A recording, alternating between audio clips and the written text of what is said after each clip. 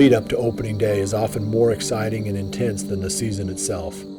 Every hope is still alive and on the table. The setbacks have not come, the bucks have not disappeared, options abound.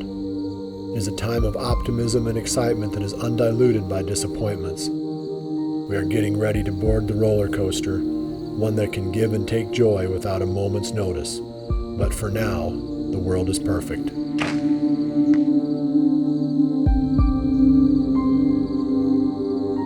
October cold fronts are the key to early season success, and the first one arrived in the Midwest as if on cue. Northern Missouri bow hunter Rick Knuckle checks his cameras only to find that his #1 buck was daylight active within the past 24 hours. It is time to make the move. Hey guys, it is October 1st. We are heading out for an evening hunt over some big and beastie brassicas. They have been tearing it up with this cold front moving through. Got 2 shooters last night that came through pretty close to the redneck blind. So we're gonna give it a go. We're getting in there early, and we're hoping that they stick to this movement, because there's a big old 8-pointer that I think is 6 years old. We called him Worm last year. Going in, we feel confident that there's a good chance we'll see a big buck. I mean, high pressure, cold front move through, and we got a good spot. So we'll see what happens tonight, man.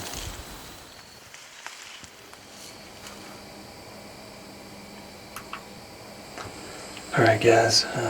Yesterday when that buck came through, it looks like he came through from the R north, and our wind's blowing this direction. So if he comes from that direction, I have a hard time catching our wind. That's the buck we're after. It's a big old 8-point. He'd be a fun one to kill. So got Joe behind the camera. We're gonna see if we can make it happen tonight.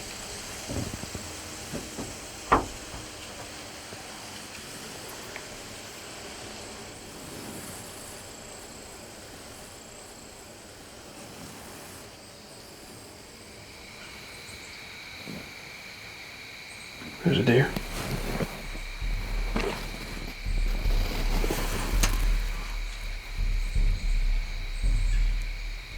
It's a buck.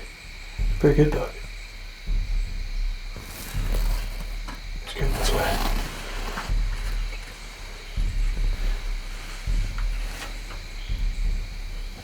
Honestly, I can't even get him. Where's he at? He will. He's going to be in this window in about 2 seconds.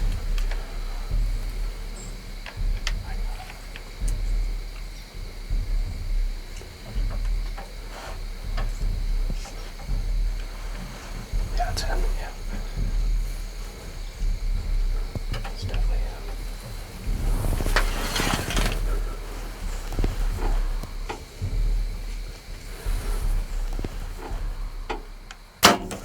Oh, back.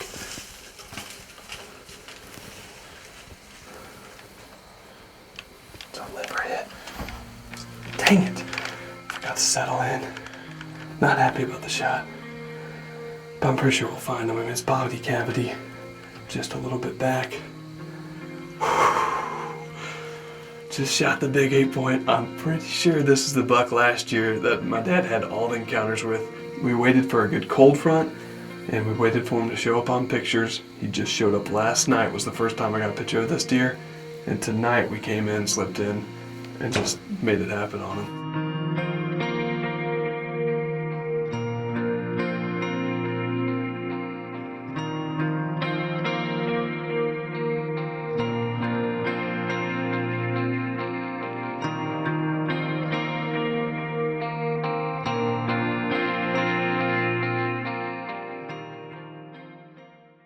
Rick and Joe were hunting out of a redneck blind when they shot Worm. A couple of features came into play. First was the mesh window kit, which allowed them to see out and see the deer approaching without the deer being able to see in. Second was the large front window, which allowed plenty of room to get a clean bow shot. We deal with string jumping all the time when hunting whitetails. There's really only 2 ways to beat it. Well, 3 ways. You can aim low, but also it helps to have a fast bow that gets the arrow there quick, but is also quiet. And those are 2 features that we really love from our Hoyt bows. I shoot a 5-pin fuse sight, which is sighted 20, 30, 40, 50, 60. And though I've never taken a 60-yard shot at a deer, I have taken shots in the 40 to 50, the 40-yard plus range. and having a smaller pin diameter that's really bright allows you to make precise shots even at these longer distances.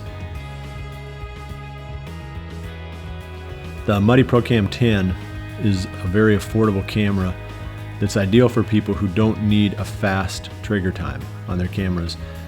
And this might be a situation where you've got the camera set up over a water hole, over a mineral lick, even over a bait site, where the deer aren't necessarily moving, where you have to catch them as they're moving through an opening. But you can take advantage of the lower priced unit in situations where you don't have to capture a moving deer.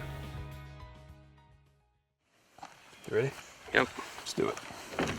Well, we're back at it. It's early next morning, and had a long night last night, or a short night, however you want to look at it. Got a couple hours of sleep. I was looking at that arrow. It was definitely that dark red blood, and the liver is full of dark red blood because it's not oxygenated, and with liver usually six hours they're dead, and that's what we're hoping for this morning, to go in there, find him in his bed, and then celebrate. So we'll see what happens. Let's leave a little bit. Blood up. Maybe.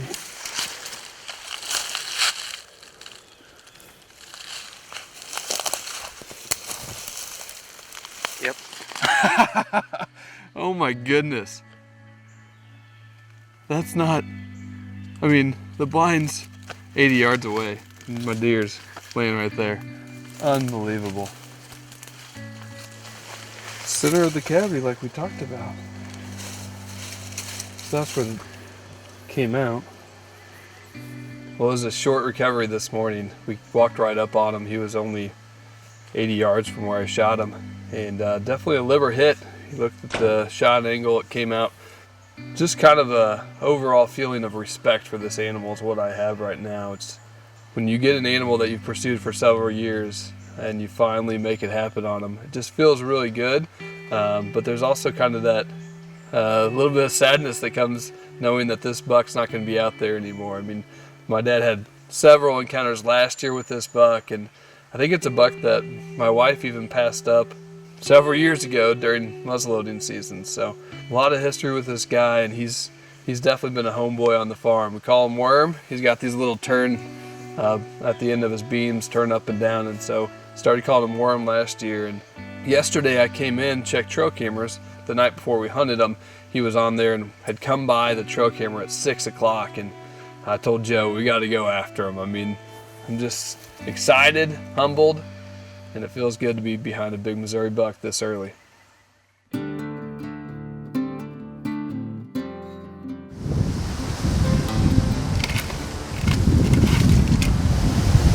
Well, it's about 5 o'clock, and we're just finally getting set up in the tree. It's typical opening day, just trying to get everything sorted out, get back into the routine. We're actually just doe hunting tonight. This is a farm that has way too many does on it. It's early October, and I know George Brett's alive because the neighbor has been sharing pictures, but to this point, I haven't gotten any. So I'm going to spend some time at some different farms doing doe management. First arrow release of the year. That was fun. First deer of the year. Hopefully she's not too far, and hopefully another one comes out before it gets too dark here.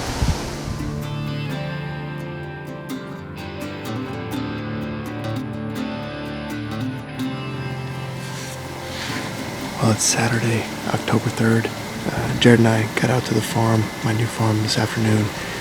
First doe just stepped out. We're hunting over some alfalfa with a northeast wind. I'm going to keep this interview short. We're just going to see if this doe makes her way up here.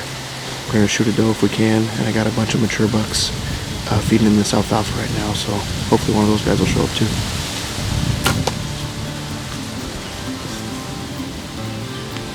First doe down on the farm. One of my goals this year is to reduce the doe numbers. We have a really high deer density here, so Jared and I went and bought 6 or 7 doe tags today, and we're just going to try to get as many as we can taken care of early. Made a good shot on her. I don't think she'll go very far.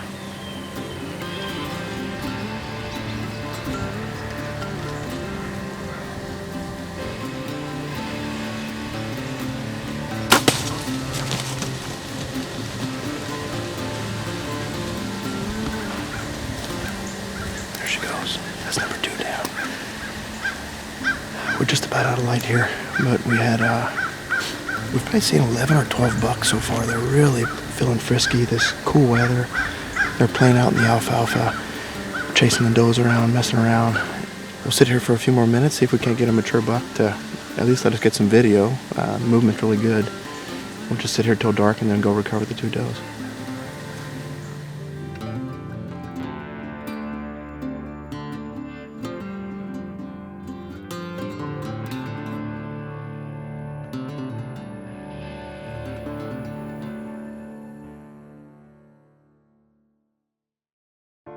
The Cabela Stalker Sling Pack is also a great choice for the public land hunter. It's very light and roomy, easy to pack in long distances, and it hangs in the tree without taking up a ton of room. We'll also use it when we're out running trail cameras because a laptop computer fits perfectly in the side pouch. A lot of the sponsors that we use on Chasing November and Midwest Whitetail are products that I've used for a long time and believe in. A major one of these is the Scott releases. I started shooting Scott back in 1990. They've never let me down, they're super reliable, and I think that's the most important thing that a release aid can do. And you can definitely trust a Scott to work every time. I started in the hunting industry as an outdoor rider way back in 1991, and since the start, I've been using Realtree camouflage. And the main reason is when you're in a tree stand, you're on the front of the tree usually, and the deer can see you up there if you aren't well concealed. The Realtree patterns are open enough that they blend into a wide range of backgrounds, which allows me to stay hidden even when you've got wary deer within close range.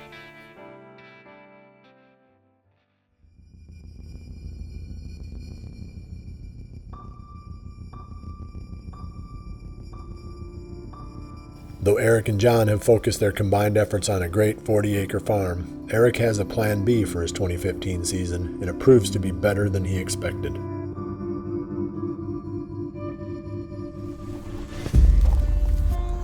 Well, today's October 4th. Zach and I are doing a hanging hunt today. I checked the camera this morning and had a huge surprise on it. Zach and I got a lot of work to do, but we're gonna be in the tree pretty soon. We finally got the stand set up, and it actually went really good. I love these vantage stands for these hanging hunts. John and I use them a lot just for camera stands because they're so portable. You can put your bracket in any tree and then, bump your stands around from tree to tree for a camera stand. But for these hanging hunts, they're awesome. You just come up here, slap your bracket on, and the stand's good to go in a few seconds. So we're up here, and the setup is there's a really big cornfield off here to my right. As you can see off to my left, there's a big pasture, and there's a real gnarly ditch that runs through it. That gets real thick in there, and the deer are bedding on the sides of that ditch. I'm anticipating that if we see a buck tonight, it's gonna work his way up out of this ditch to make his way through this open gate out into feeding in the corn. I can't wait, it feels right. It's funny how quickly things change. I had all but written off the property behind my house, but when I checked the cameras and saw at least 3 shooter bucks, my season was suddenly heading in a different direction. 4 days later, I'm back in the same stand and have an incredible hunt.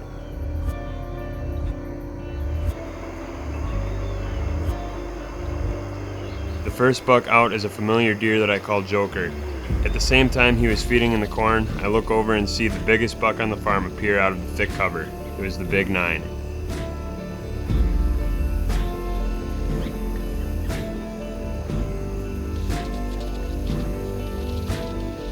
Even though he didn't come through the open gate, it was exciting to see my #1 target buck on his feet during daylight hours this early in the season. The next day, a cold front is moving through the area, and I have the right wind I need to head back into the open gate stand.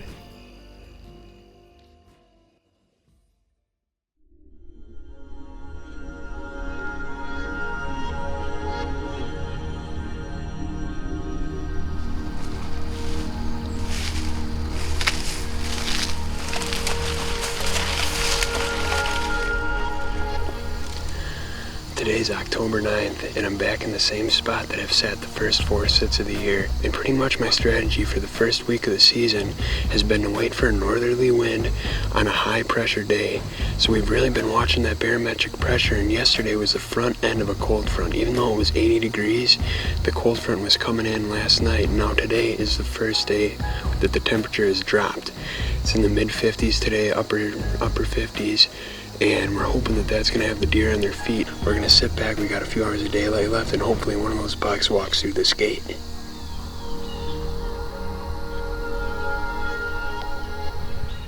"25 miles to the west of Eric, Caleb and Taylor Byers set out to hunt a buck they have nicknamed Minnie.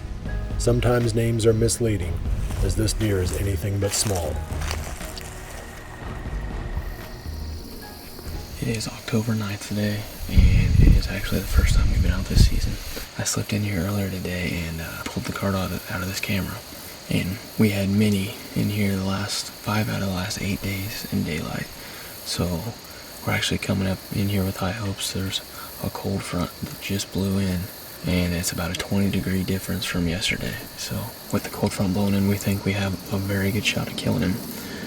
He's been coming out on that end of the field and feeding this way, and it seems to be the last 30 minutes of daylight, and he doesn't seem to be working down here until almost last light. So we're hoping he comes out a little bit earlier with the cold front.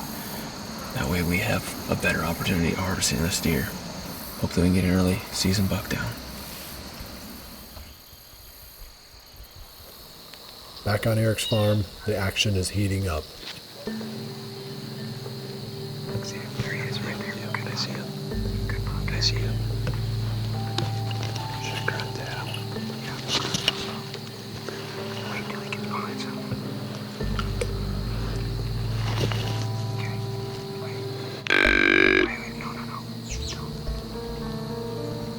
Don't touch it. Here he comes.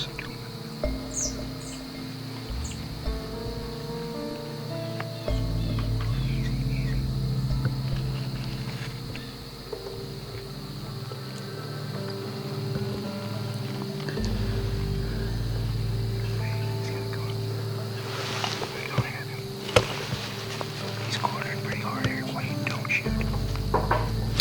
Don't shoot. Wait, just wait. He's cornered really hard right there.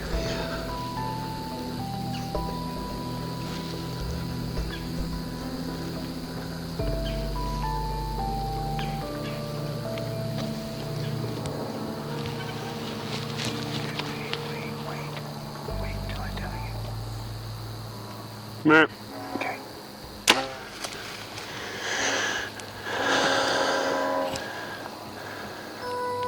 I don't know how I shot high on him, but I shot right over his back. I can't believe it. Man, that was a good buck.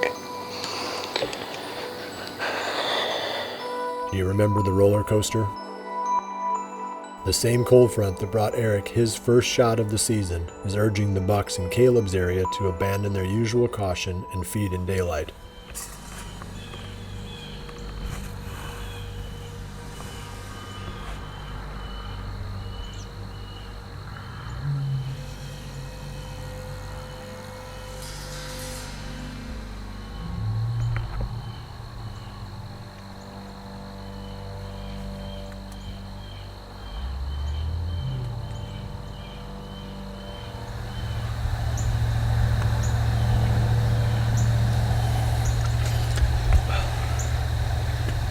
Haven't seen a deer all night, but the buck we're hunting just stepped out, and he's at 75 right now. But what he normally does is feeds out over there for a little bit, and then he'll kind of come over here and work this edge, and then come, and there's a scrape that he works over right here. So that's what we're hoping he does tonight, but we're hoping he does it with a little more daylight than what he normally does. So he's out plenty early, so fingers crossed it'll work his way into boat.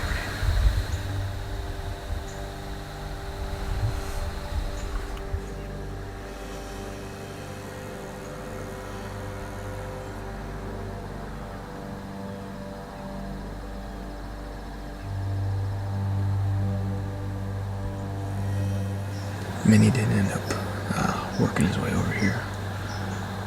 So we're assuming he went up to the bean field. So for the first time out, I mean, we started with a bang. Hopefully we can stay on that deer and keep hunting. As long as he stays on this pattern, I mean, he's bound to make a mistake. If we don't scare him walking in and out, I mean, I think we have a decent chance of killing that deer this year. So, yeah, he's a job.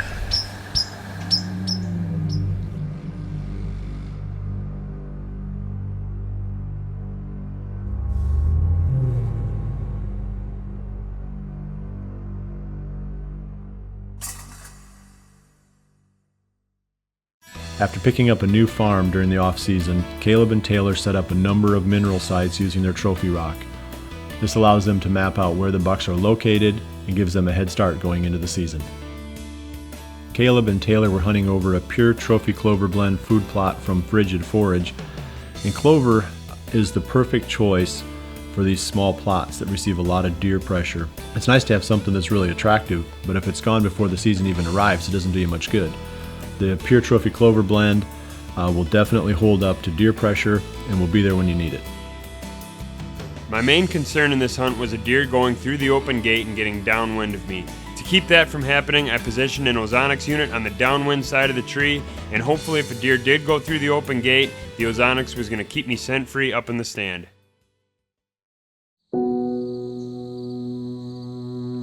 Back at the Big and Beastie plot, it is time for me to pull another card from the camera. As if it were Christmas, I wait anxiously for the grand reveal.